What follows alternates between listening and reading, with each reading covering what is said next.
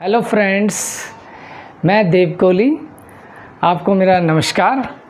तो दोस्तों, आज हम पढ़ने जा रहे हैं using of also and even. Okay, चलो शुरू करते हैं। तो दोस्तों, साइन बोर्ड पर आपके सामने ऑल्सो लिखा हुआ है और उसका मीनिंग भी होता है। ठीक है, तो आज आप सबसे पहले ऑल्सो को ही सीखने जा रहे हैं। तो मैंने यहाँ पर लिखा हुआ है noun, pronoun, verb plus also.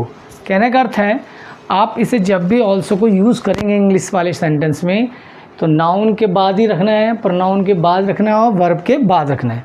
I mean to say that, कहने का अर्थ ये हुआ कि जब भी आप हिंदी में कोई सेंटेंस सोच रहे हो भी के साथ, तो आप ये देखना कि मेरा जो भी है वो किस शब्द के बाद है। ठीक है, तो आपको उसी शब्द के बाद अपना ऑल्सो को लिखना है। पहले इंग्लिश का वर्ड लिखना है, फिर ऑल्सो को उसके बाद लिखना है। अब वो जो वर्ड हो सकता है नाउन भी हो सकता है, प्रनाउन भी हो सकता है और वर्ब भी हो सकता है। ठीक है, तो मैंने यहाँ कुछ सेंटेंस भी एग्जाम्पल के तौर पे लिखे हैं, जैसे मैं चाय भी पीता हूँ। दूसरा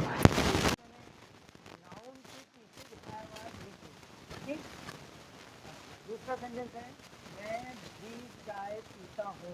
तो मैंने यहाँ एक प्रनाउन के पीछे भी को लिखा हुआ है हिंदी में। और तीसरा सेंटेंस है मैं पढ़ाता भी हूँ, मैंने एक वर्ब के पीछे भी को लिखा हुआ है। अब हम क्या करेंगे, जिस शब्द के पीछे हिंदी में आ रहा है भी आप अपना ऑल्सो को उसी शब्द के पीछे लिखेंगे। Is that clear? चाहे वो नाउन हो, चाहे प्रनाउन हो, चाहे वर्ब हो। चलो शुरू करते हैं ट्रांसलेट करना। मैं चाय भी पीता हूँ, आई टेक टी ऑल्सो। तो यहाँ देखो चाय के बाद भी था, हमने उस टी के बाद ही ऑल्सो ईजीली लगाया है। ज़्यादा सोचने विचारने की ज़रूरत नहीं है इसमें। आप जिस शब्द के पीछे दिखेगा आप उसी शब्द के पीछे लगा देना। क्लियर? अच्छा, दूसरा वर्ड सेंटेंस है मैं भी चाय पीता हूँ। यहाँ ये प्रनाउन है, प्रनाउन के बाद भी लिखा हुआ है। तो वही काम करेंगे कि जिस शब्द के पीछे होगा हम उसी शब्द के बाद ऑल्सो का इस्तेमाल करना शुरू करेंगे। I also take tea. ठीक है भाई। थर्ड सेंटेंस, मैं पढ़ाता भी हूँ। देखो मैंने यहाँ पढ़ाना एक वर्ब को शो किया हुआ है और वर्ब के पीछे भी लिखा हुआ है। ठीक है, तो यहाँ पर भी वही वाली बात आ रही है कि जब भी आप किसी वर्ब के पीछे देखोगे भी को, आप उसी वर्ड के पीछे ऑल्सो लगाना शुरू कर दोगे। तो I teach also. Okay, it's very easy to translate to use also. तो दोस्तों, अब सीखने जा रहे हैं आप इवन, जिसका मीनिंग भी होता है, बट हम इसे यूज़ कैसे करें, how to use this one. It's so simple, बहुत आसान है ये। इसके अंदर क्या होता है, जहाँ पर ये भी शब्द के पीछे लिखा हुआ है, देख रहे हो आप, आज के पीछे लिखा हुआ है, लेकिन हम यहाँ इस भी का जिसका मीनिंग हम इवन लेके चल रहे हैं, हम उसे वर्ड के आगे लिखेंगे हमेशा, ना कि पीछे। ऑल्सो में क्या था, वो वर्ड के पीछे आ रहा था भी, तो वर्ड के पीछे ही लिखना था, ये कंडीशन थी उसकी। लेकिन इवन की कंडीशन अलग है। ये बोलते हैं कि भी जिस शब्द के पीछे है मुझे उस शब्द के पीछे ना लिखें, बल्कि उस शब्द के आगे लिखना है आपको। ओके, जैसे आज भी है, तो इसको देखो कैसे ट्रांसलेट कर रहे हैं। मैं भी इवन पहले आ जाएगा और इसका जो वर्ड है वो पीछे चला जाएगा। इवन टुडे, ऐसे। लोग रूढ़िवादी हैं, पीपल आर कंजर्वेटिव।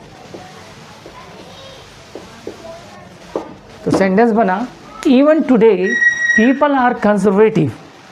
ठीक है, दूसरे सेंटेंस में वह विज्ञान का आधार भी नहीं जानता है। इसमें भी वही करेंगे, भी जरूर पीछे आ रहा है, लेकिन उसको इंग्लिश में वर्ड के आगे लिखेंगे जिसके भी पीछे आ रहा है।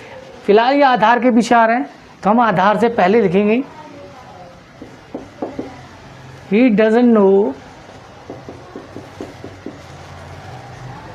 अब देखो यहाँ पर मैंने लिख लिया है, अब ये पूरा ऑब्जेक्ट है विज्ञान का आधार भी, ही डजंट नो इवन। अब आधार को पीछे लिखेंगे हम ABC। ओके, और ये वर्ड इससे विज्ञान से जुड़ा हुआ उसको यूज़ करेंगे हम। He doesn't know even ABC of science.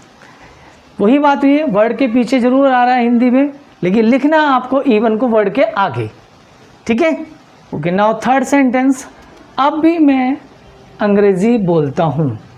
देखो यहाँ पर भी क्या आ रहा है, अब जैसे शब्द के पीछे भी आ रहा है, लेकिन हम उस भी को पहले लिखेंगे क्योंकि इवन यूज़ कर रहे हैं। ऑल्सो होता तो पीछे करना चाहिए। ओके, तो इवन नाउ बना, मैं अंग्रेजी बोलता हूँ, इसे आराम से ट्रांसलेट कर देंगे आप, आई स्पीक इंग्लिश।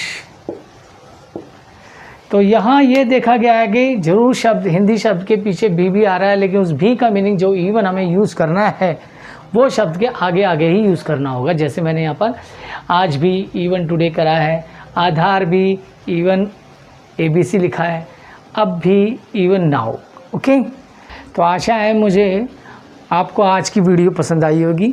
ओके, तो मैंने फाइनली यही समझाना चाहूँगा कि इवन और ऑल्सो में यही फ़र्क होता है कि ऑल्सो बस जैसे किसी शब्द के पीछे हिंदी में आ रहा है तो वो उसी शब्द के पीछे रखा जाता है, चाहे वो सब्जेक्ट हो, चाहे वो ऑब्जेक्ट हो, चाहे ये हेल्पिंग वर्ब हो, ठीक है।